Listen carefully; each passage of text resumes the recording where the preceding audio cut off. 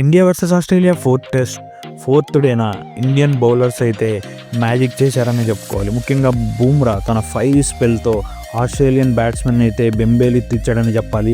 అతనికి తోడుగా సిరాజ్ కూడా అద్భుతమైన బౌలింగ్ అయితే ప్రదర్శించాడనమాట. తనపై వస్తున్న విమర్శలన్నిటికీ ఎంతో అద్భుతంగా సమాధానం అయితే చెప్పాడు. ఇక ఈ వీడియోలో డే 4 ఏం జరిగిందనే విశేషాలను తెలుసుకుందాం. ముందుగా చూస్తే నితీష్ కుమార్ రెడ్డి ఒక 10 రన్స్ యాడ్ చేసి అవుట్ అయితే అయిపోయాడు. ఇంకా ఆస్ట్రేలియన్ ఇన్నింగ్స్ స్టార్ట్ అయింది. సో నిన్న వీడియోలో అనుకున్నట్టుగా ఆస్ట్రేలియన్స్ని మనం అట్లీస్ట్ ఒక 150-200 రన్స్ చేయనిచ్చి ఆలోపు అవుట్ చేయాలి, అప్పుడు ఇండియాకి ఈజీ టార్గెట్గా ఉంటుంది అనుకున్నాము. సో అదే స్ట్రాటజీతో ఇండియన్ బౌలర్స్ అయితే వచ్చారు. బుమ్రా కానీ సిరాజ్ కానీ ఫస్ట్ నుంచి ఎంతో 5 స్పెల్తో ఆస్ట్రేలియా బ్యాట్స్మెన్ అయితే ఎంతో ఇబ్బంది పెట్టారనమాట. ఇంకా ఈ మ్యాచ్లో డెబ్యూటెంట్ అయినటువంటి ఆస్ట్రేలియన్ ప్లేయర్ని అయితే బుమ్రా క్లీన్ బౌల్ చేశాడు కేవలం 9 రన్స్కే. ఇంకా తర్వాత ఖవాజా ట్రై చేశాడు ఆడడానికి, కానీ సిరాజ్ అతన్ని క్లీన్ బౌల్ చేశాడు. ఇంకా అదేవిధంగా మిగిలిన బ్యాట్స్మెన్ కూడా బుమ్రా వెనక్కి పంపించాడు అనమాట. మెయిన్గా స్మిత్ని సిరాజ్ అద్భుతంగా అవుట్ చేశాడు. ఇంకా లబుషేన్ అయితే క్రీజ్లో ఉన్నాడనమాట. క్రీజ్లో పాతుకుపోయాడు. అతను 70 రన్స్ అయితే స్కోర్ చేశాడు. 91 for 6 ఈ టైంలో ఇంకా అయిపోయింది ఆస్ట్రేలియన్స్. నెక్స్ట్ ఒక 40-50 రన్స్లో అందరూ అవుట్ అయిపోతారు. ఇంకా ఇండియాకి easy target just 260 runs target ఉంటుంది. ఇవాళ ఒక 20 overs 30 overs ఉంటాయి కాబట్టి ఆ టార్గెట్లో అట్లీస్ట్ ఒక 70-80 రన్స్ స్కోర్ చేస్తారు. రేపు హోల్ డే ఉంటుంది, 90 overs ఉంటాయి కాబట్టి ఈజీగా ఇండియా గెలుస్తుంది అని అందరూ అనుకున్నారు. కానీ ఆ టైంలోనే వచ్చాడు ఆస్ట్రేలియన్ కెప్టెన్ ప్యాట్ కమిన్స్. అతను లబుషేన్తో కలిసి అద్భుతమైనటువంటి పార్ట్నర్షిప్ని అయితే బిల్డ్ చేశాడు. ఒక కెప్టెన్ గెలవడానికి ఏమైనా చేస్తారని నిరూపించాడు అన్నమాట ప్యాట్ కమిన్స్. ఫస్ట్ ఇన్నింగ్స్లో కూడా అతను 41 రన్స్ చేశాడు. అండ్ ఈ సెకండ్ ఇన్నింగ్స్లో అద్భుతమైనటువంటి పార్ట్నర్షిప్తో ఇండియన్ బౌలర్స్ని అయితే చాలా ఇబ్బంది పెట్టాడని చెప్పుకోవాలి. మెయిన్గా బూమ్రా సిరాజ్ స్పిన్నర్స్ను ఎటువంటి బౌలర్నైనా సరే అతను ఎంతో స్కిల్ఫుల్గా అయితే ఆడాడు అనమాట. ఇంకా 70 రన్స్ చేసినటువంటి లబుషేన్ అయితే సిరాజ్ అవుట్ చేశాడు అనమాట.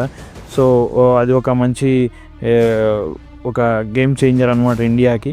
సో నెక్స్ట్ వచ్చినటువంటి స్టార్క్ను కూడా తొందరగానే అవుట్ చేయడం జరిగింది. బట్ తర్వాత వచ్చినటువంటి టైలెండర్స్లో నేతన్ లయన్ అయితే క్రీజ్లో పాతుకుపోయాడని చెప్పాలి. ప్యాట్ కమిన్స్ని రవీంద్ర జడేజా అవుట్ చేసినా కానీ నేతన్ లయన్ అండ్ నెక్స్ట్ వచ్చిన బోలాండ్ ఇద్దరు కూడా క్రీజ్లో పాతుకుపోయారు. 20 overs వరకు వాళ్ళిద్దరు ఉన్నారన్నమాట. పార్ట్నర్షిప్ వచ్చేసి 49 అయితే బిల్డ్ చేశారు వాళ్ళిద్దరు. సో ఈ రెండు పార్ట్నర్షిప్స్ ఏవైతే ఉన్నాయో ప్యాట్ కమిన్స్ లబుషేన్తో చేసింది and Nathan Lyon Boland partnership, ఈ రెండు కూడా ఇండియాని ఎంతో ఫ్రస్ట్రేట్ చేసాయి అనమాట. So Indian bowlers Rohit Sharma అందరు బౌలర్స్ రొటేట్ చేస్తూ ఉన్నాడు కానీ వికెట్ అయితే రావట్లేదు. వాళ్ళందరూ చాలా అద్భుతమైన బ్యాటింగ్తో అట్లీస్ట్ 80 రన్స్ అయితే ఎక్కువ యాడ్ చేశారని అనుకోవాలి. ఇప్పుడు ఆస్ట్రేలియా లీడ్ వచ్చేసి 323గా ఉంది. సో దాంట్లో almost 80 runs only Nathan Lyon and Pat కమిన్సే చేశారు. ఇది చాలా మైనస్ పాయింట్ అనమాట ఇండియాకి. ఒకవేళ వాళ్ళిద్దరినీ ఒక 10-20 రన్స్ స్కోర్లో అవుట్ చేసి ఉంటే కనుక ఆల్మోస్ట్ ఇండియా ఇప్పుడు బ్యాటింగ్కి వచ్చేసి అట్లీస్ట్ ఒక 40-50 రన్స్ అయినా కొట్టుండేది. సో ఇది ఒక మైనస్ పాయింట్. రేపు మళ్ళీ ఇండియన్ బౌలర్స్ స్టార్ట్ చేయాలి అండ్ వాళ్ళని అవుట్ చేయాలి. అవుట్ చేసిన తర్వాత మళ్ళీ ఇండియన్ బ్యాట్స్మెన్ టార్గెట్ని చేజ్ చేయడానికి రావాలి. సో టార్గెట్ని ఎలా చేజ్ చేయాలి? నాకు తెలిసి అయితే అట్లీస్ట్ 340-350 రన్స్ టార్గెట్ అయితే ఉంటుంది రేపు. సో టాప్ ఆర్డర్లో జైస్వాల్, రోహిత్ వికెట్ పోకుండా ఫస్ట్ 6-7 overs అయితే క్రీజ్లో ఉండాలి.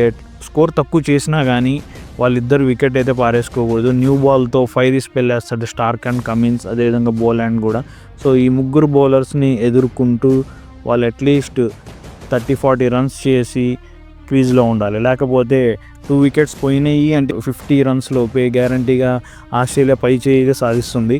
అండ్ రోహిత్ శర్మకి ఇది ఒక మంచి అవకాశం తన ఫామ్ని తిరిగి తీసుకోవడానికి, అదేవిధంగా అందరికీ విమర్శలకి సమాధానం చెప్పడానికి. అతను కనుక ఈ మ్యాచ్లో ఈ ఇన్నింగ్స్లో ఎటువంటి స్కోర్ చేయకపోతే ఇంకా రోహిత్ కెరీర్కి ఆస్ట్రేలియా సిరీసే ఎండ్ అనుకోవచ్చు అనమాట మనం. సో విరాట్ కోహ్లీకి కూడా అదే జరగచ్చు. విరాట్ కోహ్లీ, రోహిత్ శర్మ, రాహుల్ వీళ్ళ ముగ్గురులో కనీసం ఇద్దరైనా సరే యాంకర్ ఇన్నింగ్స్ అయితే ఆడాలి.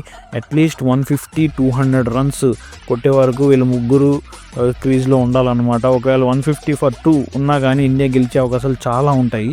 సో అదేవిధంగా నెక్స్ట్ పంత్ అండ్ అలాగే నితీష్ కుమార్ రెడ్డి ఉన్నారు. సో వాళ్ళిద్దరూ ఎక్కువ టెంపర్మెంట్ చూపిస్తూ ఉంటారు. మెయిన్గా పంత్ ఫాస్ట్గా ఆడడానికి ట్రై చేస్తాడు, డిఫరెంట్ షాట్స్ సో అతనికి ఇప్పుడు సరైన సమయం. 2021లో అతను ఎలాగైతే గ్యాబాలో గెలిపించి ఇండియాని సిరీస్ విన్‌లోకి తీసుకెళ్ళాడో, అలాగే ఇప్పుడు కూడా అతనికి మంచి అవకాశం ఉంది. అతని టెంపర్‌మెంట్‌ని గానీ, దూకుడుని చూపించడానికి ఇది డే 5 అనేది పంత్ డే అవ్వచ్చు కూడా అనమాట. సో నా దృష్టిలో 3 వికెట్స్ గనక 150 రన్స్‌కి పడిపోతే ఇండియా డ్రా కోసం అయితే ట్రై చేస్తుంది. రేపు 3 పాసిబిలిటీస్ ఉన్నాయి. Draw, India win, Australia win. So mostly 35% డ్రాకి ఛాన్స్ ఉంటుంది. మిగిలిన 65%లో 35% ఇండియా, 30% ఆస్ట్రేలియాకి ఛాన్స్ ఉంటుంది. ఈ పర్సంటేజ్ మారచ్చు వికెట్లు పడిన దాన్ని బట్టి.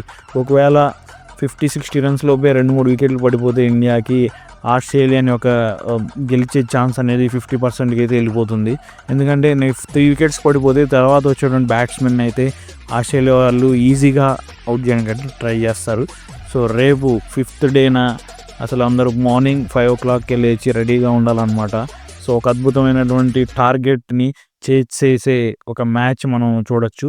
సో రేపు ఏం జరగబోతుంది? ఇండియా గెలుస్తుందా, ఆస్ట్రేలియా గెలుస్తుందా, లేదా మ్యాచ్ డ్రా అవుతుందా చూద్దాం. అండ్ మ్యాచ్ అయిపోయిన తర్వాత మరొకసారి రివ్యూ వీడియోలో కలుద్దాం. అప్పటి వరకు thank you so much. Good bye.